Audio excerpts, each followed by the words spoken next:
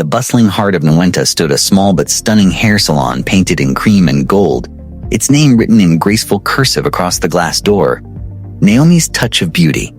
Every woman in town knew the place. From dawn till nightfall, laughter and chatter spilled from its walls and women came out transformed. Naomi's fingers moved like music. No one understood how she could finish even the most complex braids in less than an hour. Hairstyles that took others a full day were done before noon in her hands. She was young, beautiful, soft-spoken, and her braids were flawless, every strand aligned like woven silk. But for all her grace and charm, one thing made Naomi's salon famous beyond her skill. The rule of beauty. It was written in bold red letters above the door. No mirrors allowed. Not on the walls, not in purses, not even in phones. The rule was sacred. Every new client was searched at the door, handbags opened, phones turned off, pockets checked. Naomi's assistants, two loyal girls named Lammy and Favor, enforced it without question. Madam Naomi's rule, oh, they would warn. No mirror, no reflection. Please don't ask why. Customers often laughed nervously, brushing it off as one of those odd village superstitions. It's probably just her brand, some said. Maybe she doesn't want anyone copying her styles. But beneath the laughter, there was unease, a quiet, unspoken fear. No one dared to challenge the rule because no one wanted to be sent away. The women who came to her salon spoke in whispers. Some said Naomi had learned her craft from spirits who lived under the river. Others swore she worked at night by candlelight, braiding unseen heads that vanished by morning. But Naomi never joined in their chatter. She simply smiled that tired, haunting smile and kept braiding. Her movements were graceful, hypnotic, too perfect, too fast. If you sat in her chair, you'd feel her fingers glide across your scalp like cool wind, hear faint hums that sounded almost like chanting. Once in a while, the air in the salon would shift. A strange chill would move through the room, making every woman's skin prickle. Lammy would turn off the fan, swearing it was just the breeze. But deep down, every customer felt something else was there, moving with Naomi, unseen.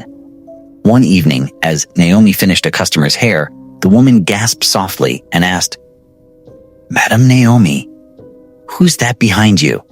Naomi froze mid-braid, her face draining of color. The woman blinked. The figure she thought she saw was gone. Naomi forced a smile, her hands trembling slightly. It's nothing, she said quietly. You're probably just tired. The woman didn't argue. She didn't even wait to admire her finished braids. She paid quickly and left, walking faster than usual. When the door closed, Naomi sighed deeply, pressing her hands to her chest. For a brief second, her reflection flashed in the glass window, but behind her, a faint, distorted shadow moved in perfect rhythm with her. And then, as it disappeared, Abena came from the city, loud, confident, and curious to a fault. She had heard of Naomi's salon long before she visited Nwenta. Social media posts called Naomi a miracle stylist, and even her aunt back home claimed, "That girl's hands are blessed by angels."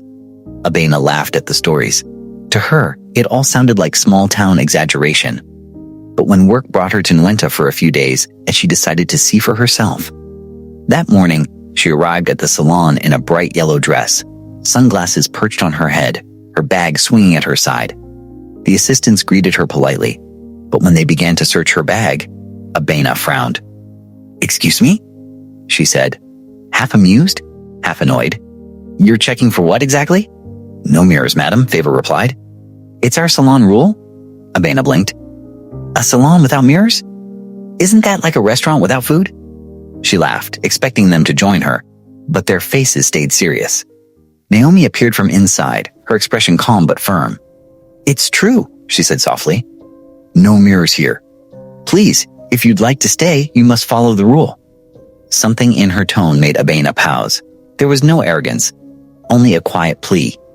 Out of curiosity more than respect, Abena nodded and sat down. Naomi began to braid. Her fingers flew with incredible speed, weaving intricate patterns like they had minds of their own. The women watching gasped as the hairstyle took shape in record time. Abena smiled at her reflection in the window, or at least tried to.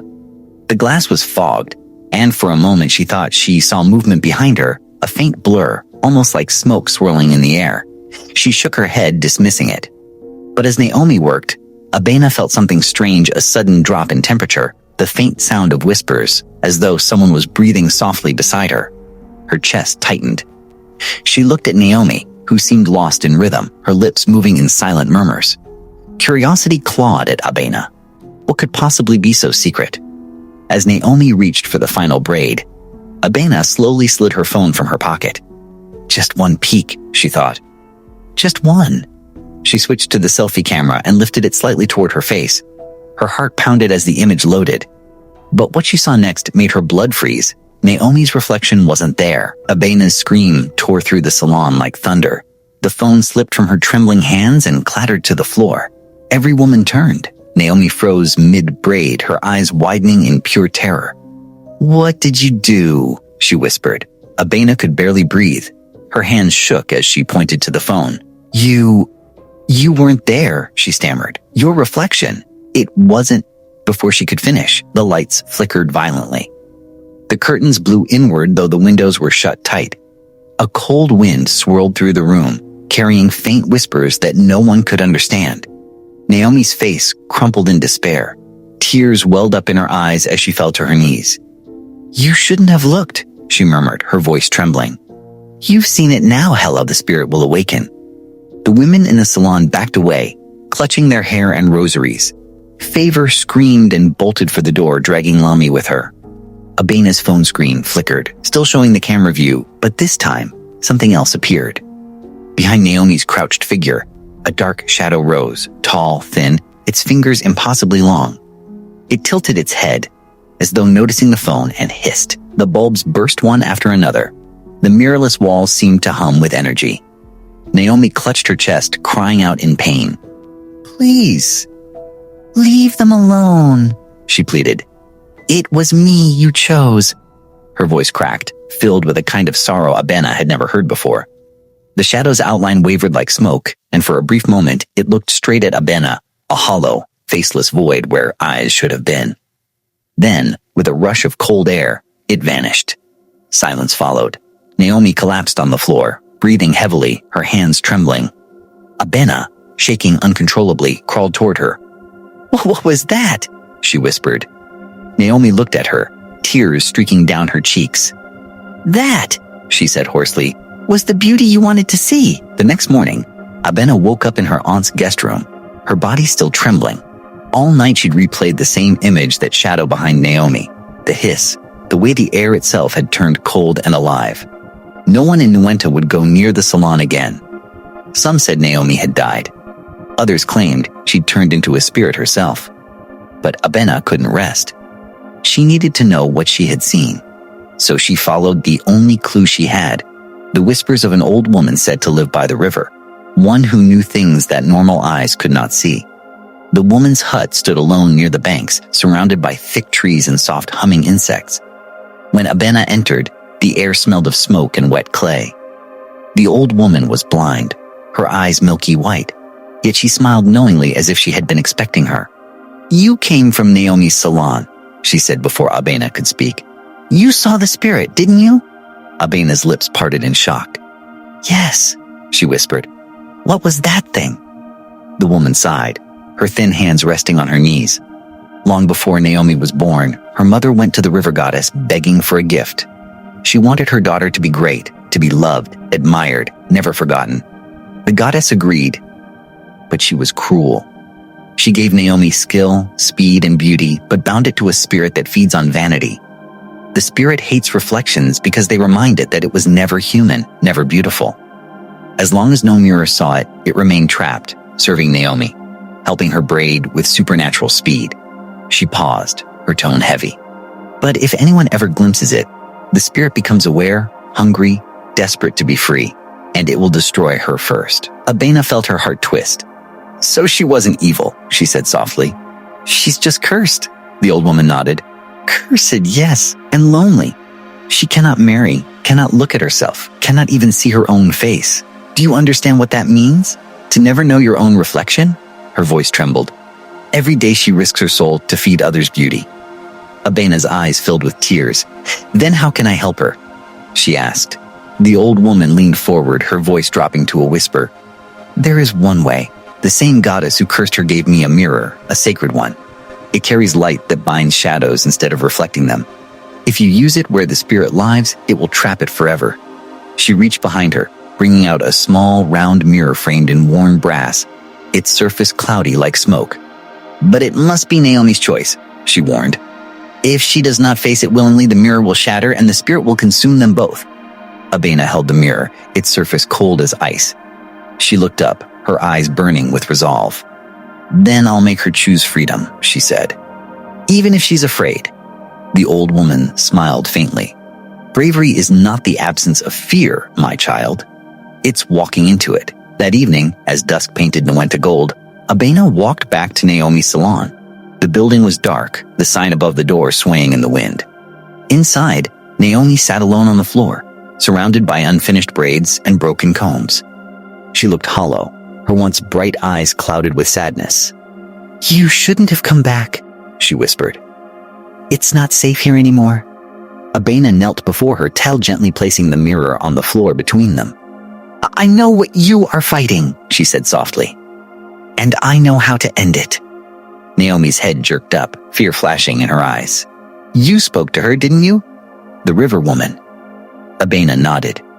"She said the spirit can be trapped, but only if you face it." Naomi stared at the mirror, her lips trembling. "Do you know what you're asking?" she whispered. "It's lived in me since I was a child. It's all I've ever known. If I fail, it will kill me." Abena reached out and took her hand. "Or it will free you." For a long moment, neither spoke. Then Naomi exhaled shakily. "Tomorrow," she said, her voice barely above a whisper. "When the sun rises, we'll end it tomorrow." The dawn came with a gray mist that rolled through Nwenta's streets. Abena arrived early, the sacred mirror wrapped in white cloth. Naomi was already there, dressed in plain white, her long hair unbraided for the first time. Her hands trembled as she lit a candle in the center of the salon. The place felt different now, cold, almost watchful. "Once I begin," Naomi said softly, "don't stop, no matter what happens." Abena nodded, clutching the mirror tightly. As Naomi began to braid an invisible strand of hair in midair, the same way she always started her work, a low hum filled the room. The candle flickered. The air thickened. Then came the whispers, faint at first, then louder, swirling like 1,000 voices speaking through water. The walls began to tremble. "Now," Naomi shouted. "Hold up the mirror." Abena lifted the mirror high. Its cloudy surface began to glow, reflecting not their faces but something darker, a long, slithering shadow crawling from the corners of the room. The spirit emerged, tall and shapeless, its face twisting in fury. Its voice was a hiss of rage and sorrow. "You dare imprison me again?" it roared. Naomi's tears streamed down her cheeks as she shouted, "Now you've taken everything from me, my face, my peace, my life. No more." The mirror's light grew stronger. The spirit lunged forward, its form splitting into tendrils that wrapped around Naomi's body. She screamed, her feet lifting off the ground as her braids blew wildly. Abena held firm, chanting the words the old woman had taught her. The salon shook violently, bottles shattered. Chairs toppled, wind howled like thunder. "And Hamana," Naomi cried, "don't let go." The mirror pulsed once, twice, then burst into a blinding flash. When the light faded, Naomi lay still on the floor. The salon was silent again. Abena dropped to her knees, cradling her friend's head. For a moment, she feared the worst. But then Naomi gasped, her eyes fluttering open. Her reflection shimmered in a small piece of the broken mirror beside her. For the first time, she saw her own face. She smiled weakly, whispering, "I'm free." Days later, Naomi's salon reopened, this time lined with mirrors. Women came from far and near, curious to see the girl who defeated the spirit in the glass. Naomi welcomed them all with a calm smile. Her hands still worked fast, still beautiful, but now the air was light, the room warm. When customers asked about the rule, she'd laugh softly and say, "Because to some, beauty is born from battles you'll never see." At the corner of the salon, a small cracked piece of brass mirror sat on a shelf, silent, harmless, glinting faintly in the light. And though no one could hear it sometimes, on quiet evenings, a faint whisper of gratitude echoed from within. Do well to subscribe for more amazing stories like this.